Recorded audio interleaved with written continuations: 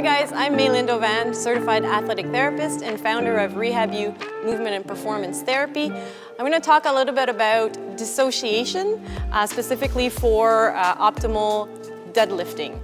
So dissociation actually is, what it means is, if I'm talking about joint dissociation, I'm talking about, can I isolate one joint and move just the adjacent joint? So can I dissociate those two joints? So it's of particular concern with deadlifting because we're trying to keep a neutral pelvis and we're trying to move both our hips and our torso on a neutral pelvis. So we're trying to dissociate lumbar spine, pelvis, and hips. So there's a couple of different steps to do that.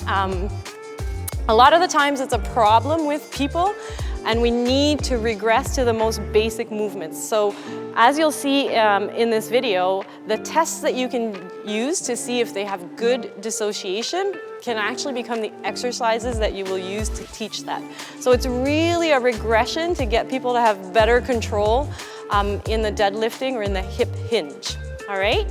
So two things that we want to be able to dissociate is when we're looking at a hinge movement or a deadlift movement, we're looking to see whether I can move my hips on a neutral pelvis, right? So I'm trying to maintain my neutral pelvis, but my hips are going into flexion and extension.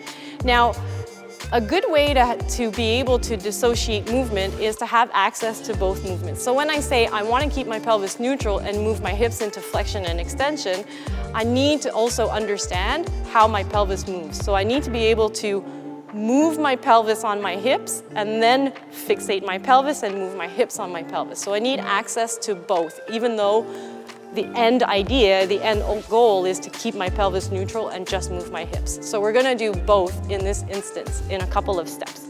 So the first thing we wanna see, we're gonna get Frank on all fours. So kneeling on all fours. So get your knees on the ground under your hips, good. And now what we're gonna ask him to do, shift your hips back just a little bit, good. Now from here, we're gonna see how well he moves his pelvis. So we're gonna get him to tilt his pelvis anteriorly as much as he can. Good, and then tilt posteriorly as much as he can. Good, and we're trying to see, can he do that? So keep going back and forth, Frank. And we're trying to see that, can he do that without moving his hips? What I mean is, as he tilts his pelvis posteriorly, does he tend to rock his hips? And as he tilts his pelvis anteriorly, does he tend to push his hips back? So a lot of people can't isolate those two movements. He does that pretty well. Now from there, what I'm gonna ask him to do is feel where his neutral would be. So if he goes really far into anterior tilt, and then really far into posterior tilt after that, and I want him to just feel, where's my middle, where's my neutral? And this will be different for everyone, which is why it's important to do this.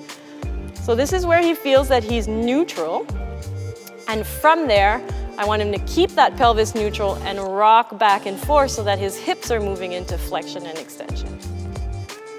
Keep rocking, back and forward.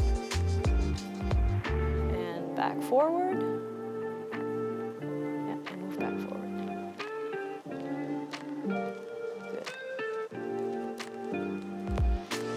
So now I'm trying to see, is he maintaining that neutral and able to move his hips? So see right over there, you're starting to tuck under. Good.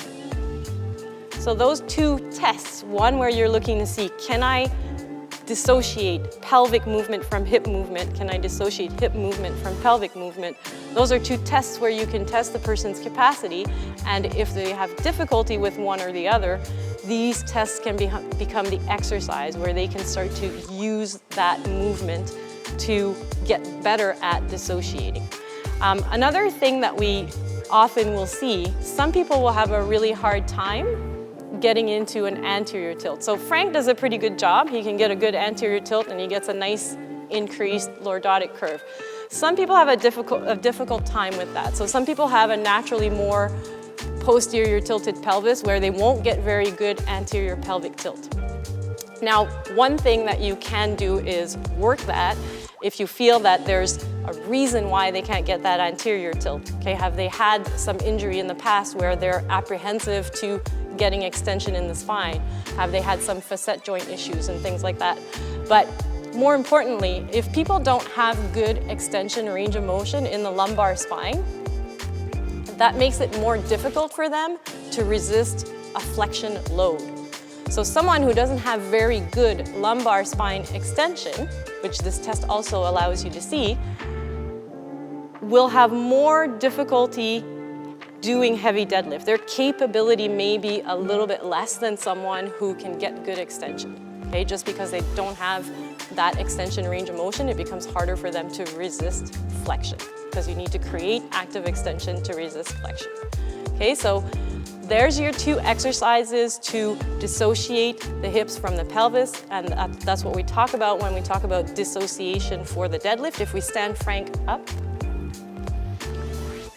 So essentially when we do a hip hinge, same thing, we could get him to do his tilt anterior, tilt posterior, find his neutral, and from there go into a hinge. And he needs to keep his neutral. Now notice how his hips are moving into flexion and he's needing to keep his pelvis neutral.